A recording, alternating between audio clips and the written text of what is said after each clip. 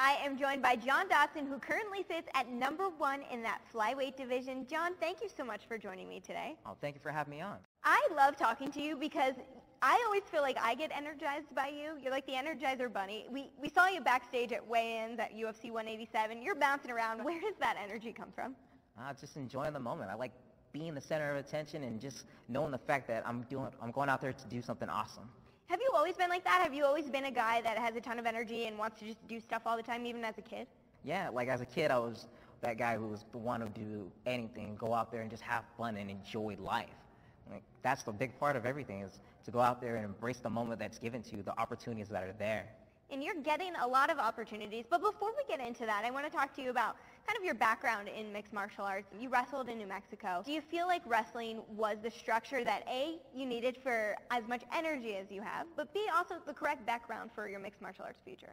For me, yes. Because of the style of fighting that I wanted to make sure I can control the fight and control the pace with my wrestling pedigree. I want to make sure I can keep it standing at all times, and if every time I want to go to the ground, because if I needed a break to breathe or to go ahead and just finish the fight on easier terms. How did you then make the transition? How did you say, okay, I was really good at wrestling, and now I think I want to try this fighting stuff? They found me at a Chuck E. Cheese. Please, more details. So I was like 17 years old, and they're asking me all these like penetrating questions, like, hey, where are you going to school after high school? And I was like, I'm going to go to UNM. They're like, what? They don't have a wrestling program there.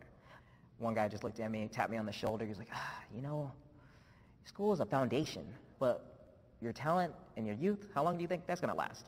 I think you might want to take the opportunity that you were blessed with and use your God-given talent for something that you can give to the world. It's like, all right, I can go back to finish school anytime, but I ended up doing both of them at the same time. I actually used fighting to pay for school. All my books and everything that I needed, I had to go out and go travel, go fight for the few $100s I was getting, and then I would use that money to go pay for my books and schooling, and I'd worked a full-time job, and I taught at the gym. How did you balance all of that then? Very little sleep. So right now, everyone asks me how much I sleep, and I tell them it's only about 4 hours a night. When were you able to say, okay, I'm going to step away from school, I'm almost done, but I'm going to take a little break there, I'm going to step away from my job, fighting full-time is what I need to be doing and what I can be doing? I tell you the truth, that never crossed through my mind. I didn't think I was actually going to make it in fighting. Fighting for me wasn't wasn't really there. Like the highest thing we can go do, and like the biggest place everyone wants to go to, is the UFC. And at the time for me, 155 was going to be the weight class, and I believed in my own abilities that I could be a 155 contender. I've seen guys that come in through the gym that were on the Ultimate Fighter and that have been getting those grateful opportunities to be fighting for titles, and I trained with all of them. But I just knew physically my body wouldn't be able to take it, so I kept on teaching underneath Greg Jackson, and I taught all of his systems, and I opened up his school, I helped him out with it, so that we can go ahead and teach like the younger youths. And Greg just pulled me aside and told me, and basically just had to sit down with me. He's like, John, I want you to be a fighter. I was like, oh, well, coach, it's not really there for me. He goes, yes, it is. You train, you're better than a lot of people, and you don't believe it yourself. I want you to go try out on the Ultimate Fighter. I bought your plane ticket. Go ahead and go. You won the Ultimate Fighter, and you defeated now bantamweight champion TJ Dillashaw. You knocked him out in that finale. Yeah. I ended up going out there, and I was just being myself, and I told everybody I'm going to knock everybody out. They're like, really? It's like, I'm going to knock everybody out, and I'm going to do it with a smile, because it's going to be awesome. When you look back on that experience on the Ultimate Fighter, your time in the house, your time winning the finale, what does that bring up in your mind? Being in the house was the best vacation of my life. I didn't have to worry about my phone. I didn't have to worry about no real responsibilities. I just got up, cooked some food, went to the gym, trained a bit, and then did what I liked, what I enjoyed the most. I went out there and fought. I didn't care about the actual training part. I didn't have to worry about people challenging me for private lessons, to be the coach, go out there, go wrap somebody's hands, to do everything that entitles to being a coach or even have like a real job. I got to do something I enjoyed and found the real passion of bringing myself back to it. And then you made the trip down to 125, which is working out pretty well for you. How did that decision come about for you between bantamweight and flyweight? Flyweight was the natural weight class that I was normally geared toward. I told everybody I wanted to win a championship at 125 and then move up. You were out for a little while because you tore your ACL. How did that impact you mentally? Mentally, it was super tough.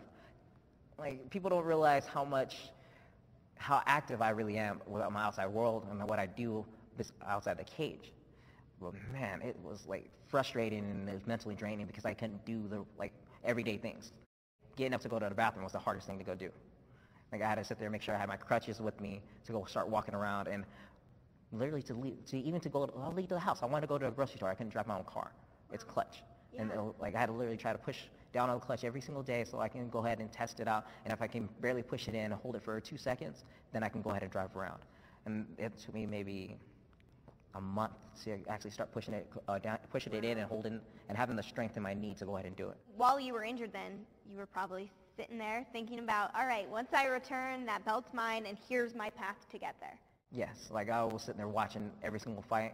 I watched everybody in my division because I wanted to see how well the division was progressing and seeing who was going to replace me in that limelight. I wanted somebody to step up and be able to be that voice of the 125s because I knew Demetrious Johnson was not going to be able to do it. I'll give him the credit that he deserves. He's a tremendous athlete, a great fighter. Cool. Number 3, pound for pound, best fighter in the world. He's one of the best in the division, one of the best in the whole UFC.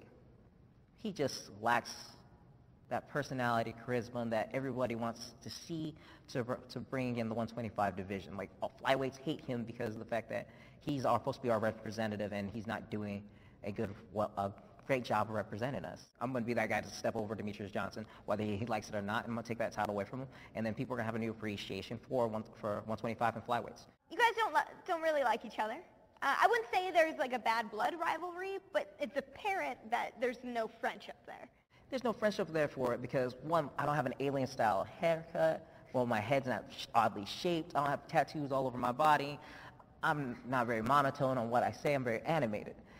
And I get confused for Demetrious Johnson everywhere I go. And it doesn't matter where it is. It can even be my hometown, and people will come up to me and sit there and say, "Hey, Mighty Mouse, how are you doing?" And then they'll know my name, but they think I'm him. And I don't get it. Like, I'm tired of being somebody in somebody's shadow, and when I want to sit there and step out and create my own. And he's sitting there pissing me off because he wants to sit there and tell everybody he's so amazing, but they put my name on his face. Like, I don't want to be I want to be in the same category as him. I want to be in my own category of being awesome, great, amazing, and this talent of a rich person that I am. And you guys had a really close first fight. You gave him one of his best fights that he's had probably in his whole career. I've seen that you've said when you look back on that fight, you still believe you won. Is that correct? Yeah, I still believe I won that fight. I had round 1, 2, and 3. Hands down, I believe I won every single one of those rounds because I dropped him every time. And if it's boxing, I dropped him twice in one round, so that's a 10-7 round.